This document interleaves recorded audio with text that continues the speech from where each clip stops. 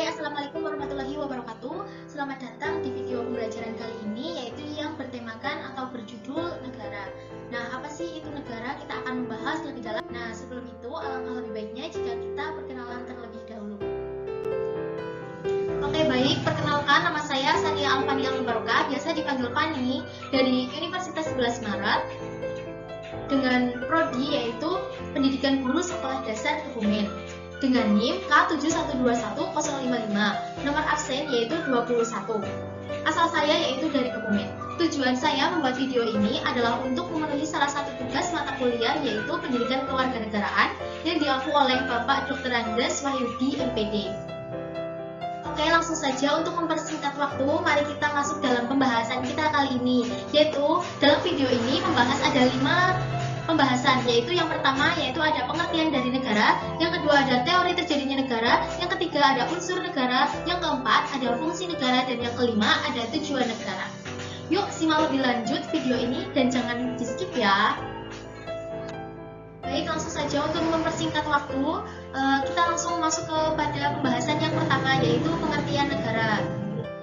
Oke, langsung saja, yaitu apa itu negara? Negara adalah salah satu bentuk organisasi yang ada dalam kehidupan masyarakat, yang pada prinsipnya pada setiap masyarakat, warga masyarakat menjadi anggota dari suatu negara dan harus tunduk pada kekuasaan negara. Nah, sebuah negara harus mempunyai konstitusi. Nah, konstitusi dengan negara itu diibaratkan sebagai dui tunggal. Dalam konstitusi itu diibaratkan sebagai bangunan yang berdiri kokoh yang harus mempunyai fondasi untuk berdiri. Nah, kemudian secara jelasnya, konstitusi itu merupakan perangkat negara yang perannya tak bisa dipandang sebelah mata. Banyak sekali ahli filsuf yang mendefinisikan arti sebuah negara, seperti contohnya yaitu Aristoteles. Pada tahun 2002, negara adalah komunitas keluarga atau kumpulan keluarga yang hidup sejahtera dan berkehidupan secara sempurna yang berkecukupan. Oke, langsung saja kita masuk pada pembahasan yang kedua, yaitu teori terjadinya negara. Ada berapa sih teori terjadinya negara? Nah, teori terjadinya negara ada 5. Yang pertama ada teori teokrasi, teori organik, teori perjanjian, teori kekuasaan, dan teori kedaulatan. Yang pertama yaitu ada teori teokrasi. Nah, teori teokrasi ini berasal dari Tuhan. Nah, beranggapan bahwa paham teori ini yaitu berasalkan dari Tuhan. Tuhanlah yang mempunyai kekuasaan tertinggi, baik dari bumi maupun langit dan seisinya. Kemudian yang kedua yaitu teori organik. Nah, teori organik ini adalah negara harus ada ikatan yang muncul, yaitu keadilan. Dalam teori organik ini, mereka di wilayah yang tinggal di wilayah geografis saja, tetapi negara harus ada ikatan yang muncul, yaitu keadilan. Kemudian yang ketiga yaitu ada teori perjanjian.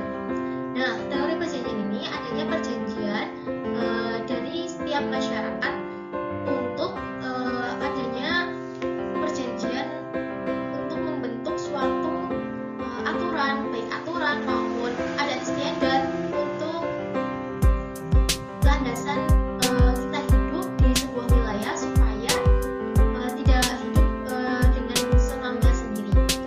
Terus yang keempat ada teori kekuasaan, yaitu yang berkemampuan untuk memiliki kekuasaan. Siapa yang mempunyai kemampuan untuk memiliki kekuasaan atau berhasil mencapai kekuasaan selayaknya memegang pucuk pemerintahan. Nah, di Indonesia itu disebut sebagai ketua, atau jika negara yaitu sebagai presiden.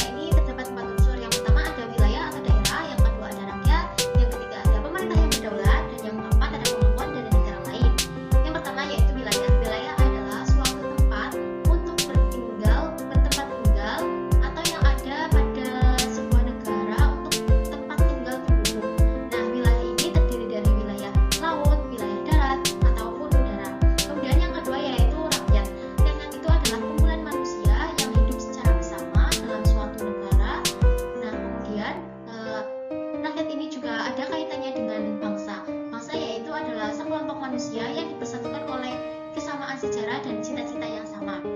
Seperti contohnya yaitu bangsa Indonesia. Nah, suatu bangsa memiliki banyak ras, bahasa, dan agama. Dalam Indonesia itu sangat beragam. Secara geopolitis, selain harus memiliki sejarah dan cita-cita yang sama, suatu bangsa juga harus terikat oleh tanah air yang sama.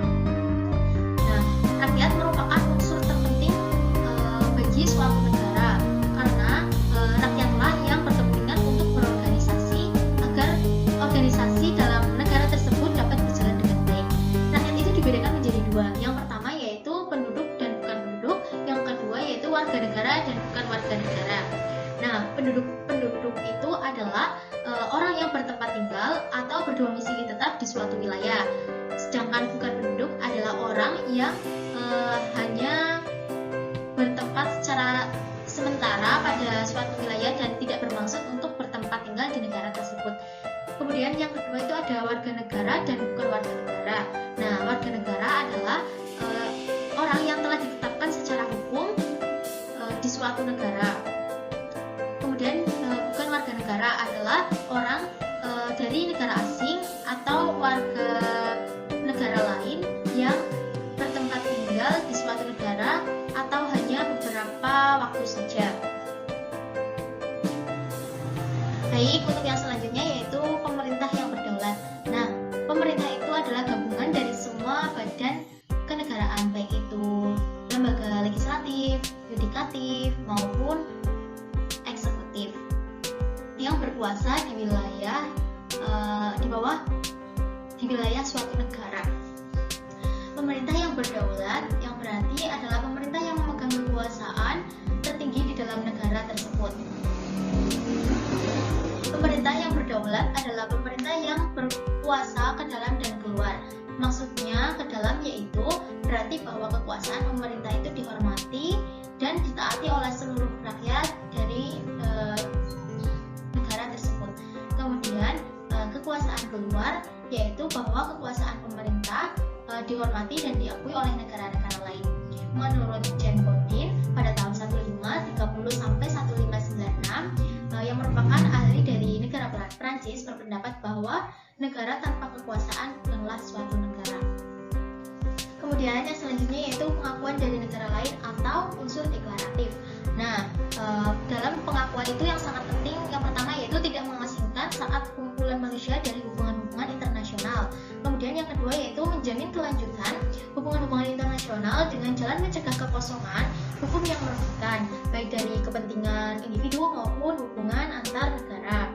Nah, menurut Oppenheimer, pengakuan oleh negara lain adalah terhadap berdirinya suatu negara semata-mata merupakan syarat konstitusi atau konstitutif untuk menjadikan internasional atau dalam kedudukan itu keberadaan negara sebagai kenyataan fisik atau pengakuan de facto dan secara formal dapat ditingkatkan kedudukannya menjadi suatu yudisial fakta atau pengakuan jure.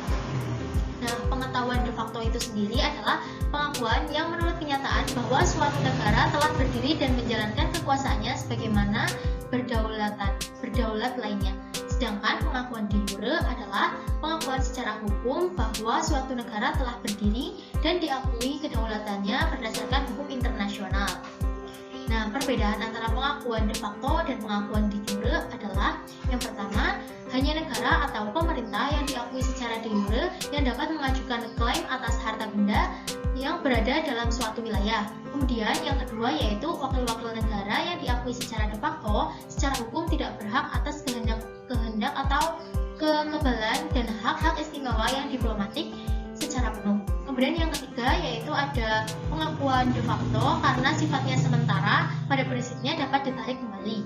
Kemudian yang keempat yaitu apabila suatu negara berdaulat yang diakui secara de jure juga memberikan kemerdekaan kepada suatu wilayah jajahan, maka negara yang baru merdeka itu harus diakui secara de jure juga. Kemudian pada tanggal 17 Agustus 1945 Indonesia merdeka. Nah, pada pengakuan yang pertama yaitu diberikan oleh Mesir yaitu pada tanggal 10 Juni tahun 1945. selama 2 tahun. Kemudian kemerdekaan Indonesia juga diakui oleh Lebanon, Arab Saudi, Afghanistan, Syria, dan Burma. Kemudian pengakuan secara de facto diberikan kepada Belanda, kepada Indonesia atas wilayah Jawa, Sumatera, dan Madura dalam perundingan Linggarjati pada tahun 1947. Pengakuan de jure yang diberikan kepada Indonesia oleh Belanda pada tanggal 27 Desember tahun 1949 dalam konferensi meja bundar atau KMP. Kemudian ada 2 teori pengakuan yang saling bertentangan, yaitu teori konstitutif dan teori deklaratoir atau evidenter. Nah, teori konstitutif itu sendiri adalah teori yang menyatakan bahwa hanya tindakan pengakuanlah yang menciptakan status kenegaraan atau melengkapi pemerintah baru otoritasnya di lingkungan internasional. Kemudian teori deklaratoir atau evidenter itu adalah yang menyatakan status kenegaraan atau otoritas pemerintah baru telah ada sebelumnya, karena adanya pengakuan dan status itu tidak bergantung pada pengakuan yang diberikan, atau tindakan pengakuan hanyalah pengumuman secara resmi terhadap fakta yang telah ada. Oke, untuk pembahasan yang selanjutnya yaitu yang keempat ada fungsi negara. Nah, fungsi dari negara adalah ada 4. Yang pertama yaitu keamanan dan ketertiban, yang kedua yaitu kesejahteraan dan kemakmuran, yang ketiga pertahanan, dan yang keempat ada keadilan.